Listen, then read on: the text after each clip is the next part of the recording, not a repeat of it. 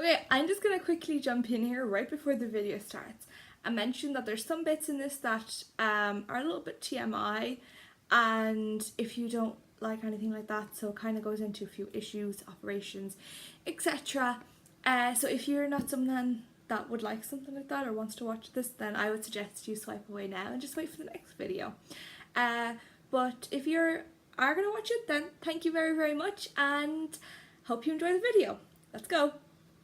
Hey guys, welcome back to another episode of Jenny Time with me, Jenny from Jenny Time.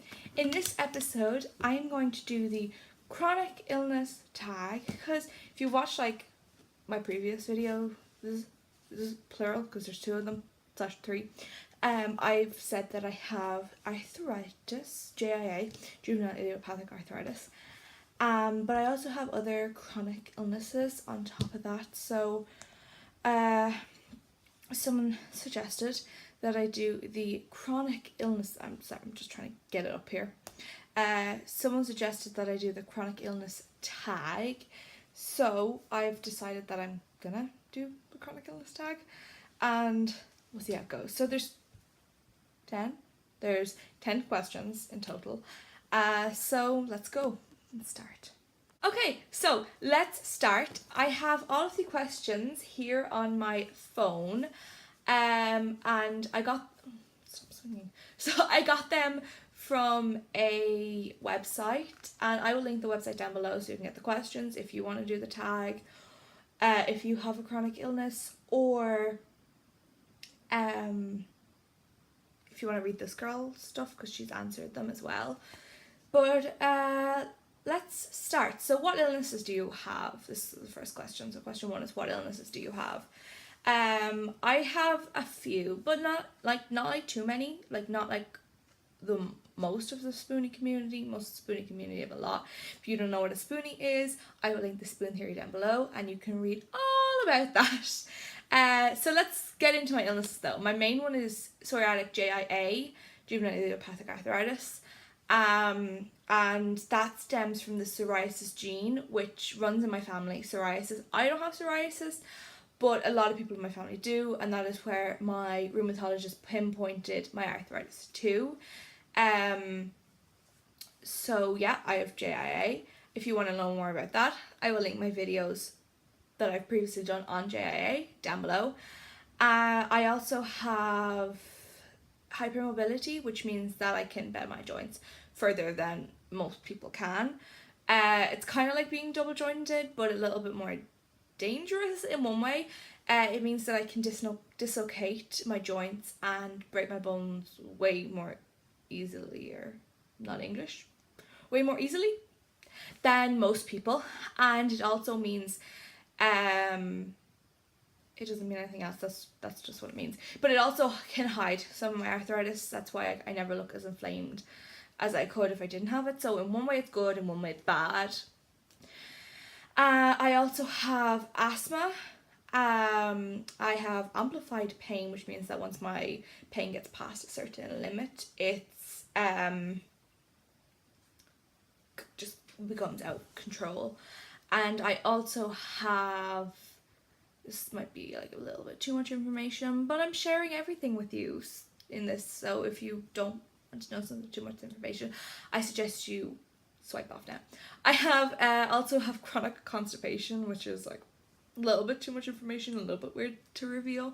I've said it on my Instagram before, but anyway, yeah, so I've had that for ages, and that's it. Yeah, that's everything I have, I'm pretty sure. So let's go on to question 2. When were you diagnosed? Okay, so first thing I was diagnosed with was either asthma or constipation. I am not sure which one. Both of them were around age 2. Asthma I've had all my life, basically. Like it's never gone. Chronic constipation, it went for a while, like when I moved house, that magically made it go away. No, like around the time I moved house, so like 7, not 7, but it went when I was around 7, and then came back again when I was around 9 or 10. So I had like a little bit of a break, but I still get it really bad.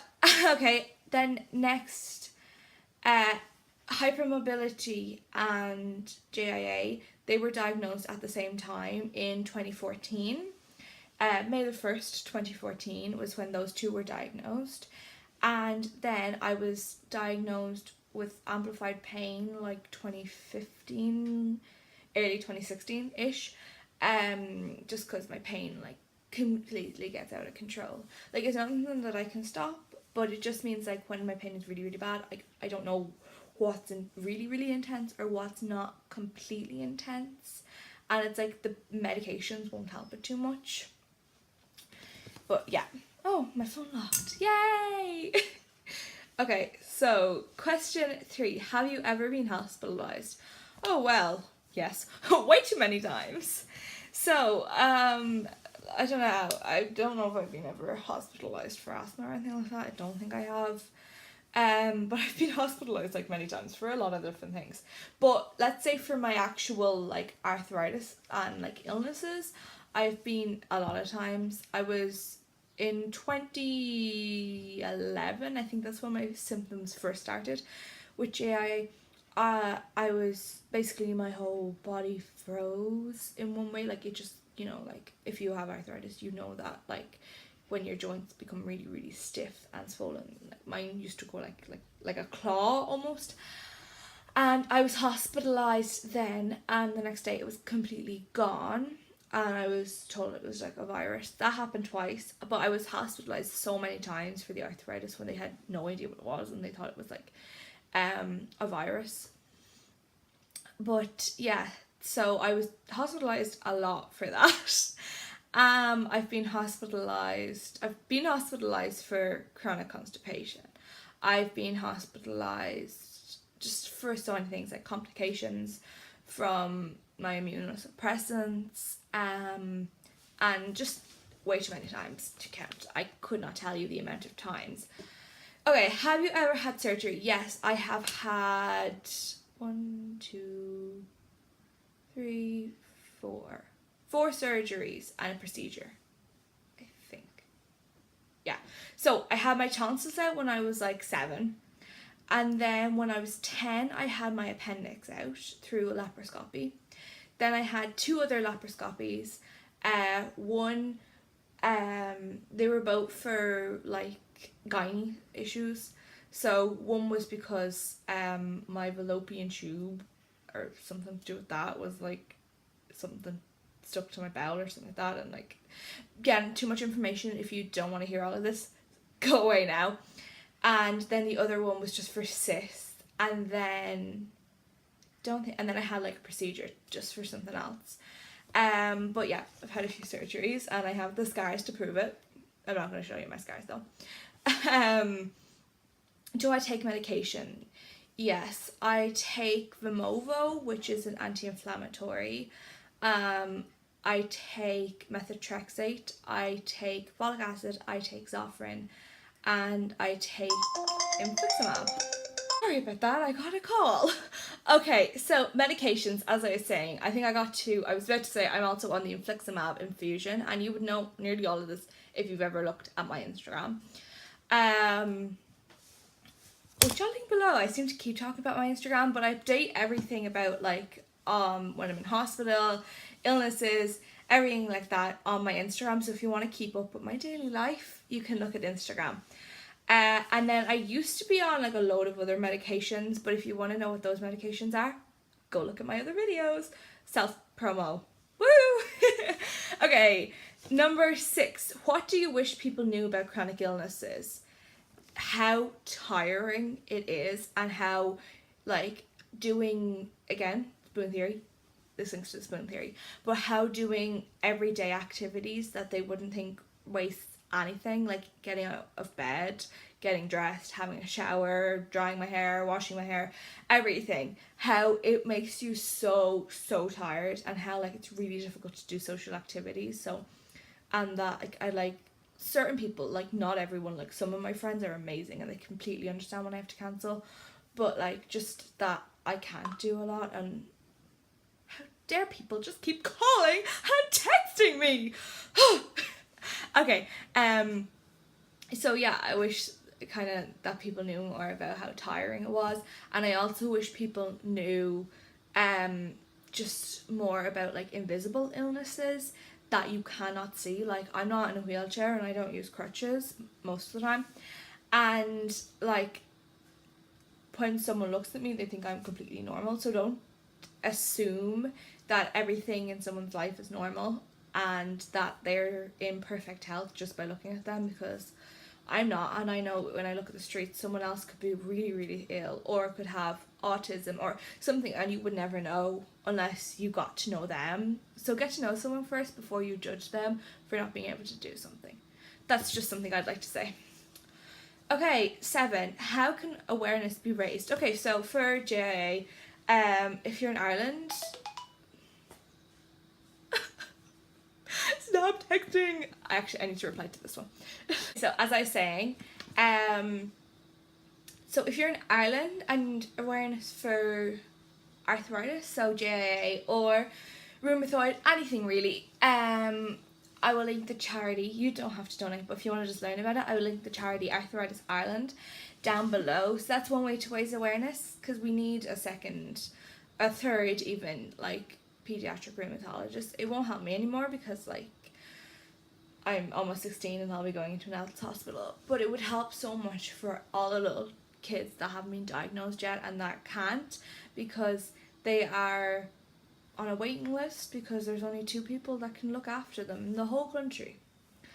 But yeah, that's one way to raise awareness, and really it's just to raise awareness, it's just keep on about it and like keep putting it out there and keep trying to get other people involved and just put your point, your story, your illness across to the public and just keep telling everyone about what it is. Number 8, we're almost finished. Number 8, who knows about your illnesses? Everyone. I don't know. Like, I don't hide my illness. It's not something that I'm ashamed to have. So all my friends, I think nearly all my classmates would. It's kind of up to them to find out. They should know because I'm out of school so much. All of my teachers, year heads, tutors, principal in my school, all of them know. All my family, of course. And then most of the community on Instagram that would follow me should know, unless you're like really far behind and you haven't noticed that I'm sick. So yeah, a lot of people.